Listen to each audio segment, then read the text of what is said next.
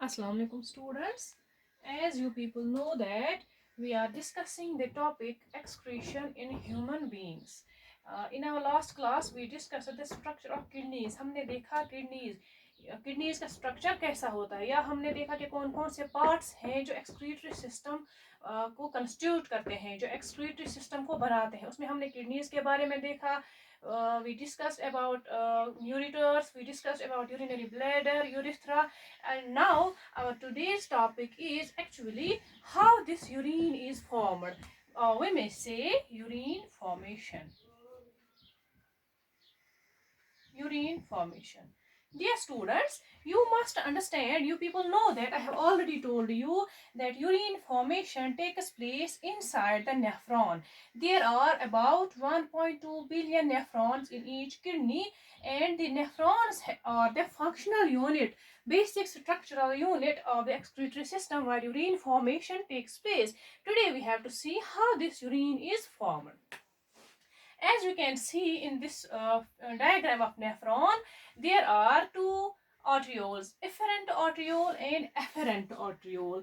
इन दोनों में आप विजुअलाइज कर रहे होंगे कि एक डिफरेंस है इसमें और इसमें. What is that difference? Difference ये है कि ये थोड़ा वाइड है and this one is narrow.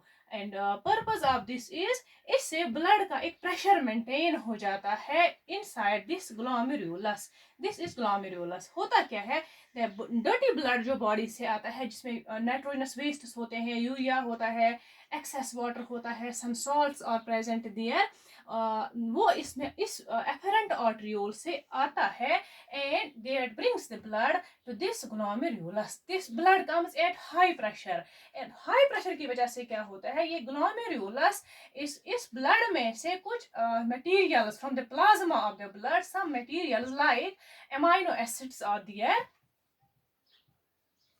amino acids, some salts, urea is also there, excess of water is there, and some other substances, they get transferred and they go into this Bowman's capsule. Bowman's capsule में पास होते हैं. This is called as filtration. यहाँ पे filtration होती है. इस filtration में जो कि ब्लड जो है हाई प्रेशर पे होता है एंड ग्लोमेरुलस की जो वॉल होती है थिन होती है, इससे ये इजीली पास होते हैं into Bowman's capsule along with the, एक तो यूरिया है जो मेन एक्सक्रीटरी प्रोडक्ट है, but it comes along with some essential elements like amino acids are there, glucose is there. ये सारे सब्सटेंसेस बोमेन्स कैप्सूल में ट्रांसफर हो जाते हैं. Here waste products are there but some essential elements are also there. This is called as filtration. Filtration की process यहाँ पे होती है. होता क्या है इसके बाद, ये जो फिल्ट्रेट इसमें आ जाता है, it moves via this proximal convoluted tubule. इससे ये पास होके जाता है.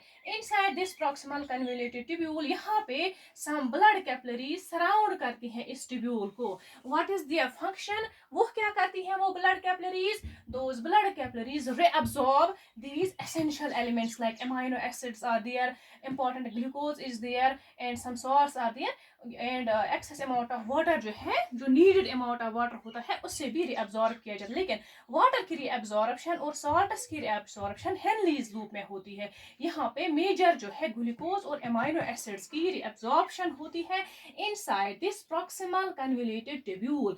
दैट मीन्स यहाँ पे एक और प्रोसेस होती है that is called as reabsorption.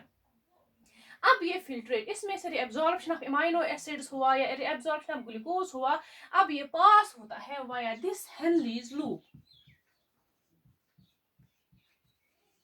हेनलीज loop से पास होता है and inside the Henle's loop वहां पे क्या होता है, there takes place reabsorption of this water and some important salts. अब वाटर की जो क्वांटिटी हमारी बॉडी में होती है इसको रेगुलेट करना होता है. यहाँ से उतना वाटर रिएब्जॉर्ब किया जाता है जितनी हमारी बॉडी की नीड होगी, and that is why inside this Henle's loop this reabsorption of water is called as osmoregulation. Osmo regulation.